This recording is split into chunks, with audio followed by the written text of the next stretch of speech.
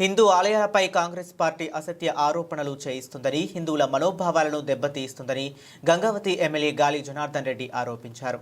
Congress MP Sasikanth Senthil తెర వెనుక ఉండి యూట్యూబర్ల చేత ధర్మస్థల మంజునాథ ఆలయంలో హత్యలు జరిగాయని అసత్య ఆరోపణలు చేయించారని ఆయన తీవ్ర విమర్శలు చేశారు.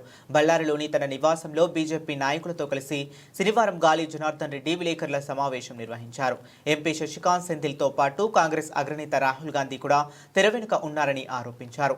ఈ కేసును సిబిఐ ఎన్ఐఏకు అప్పగిస్తే వాస్తవాలు తెలుస్తాయని పేర్కొన్నారు.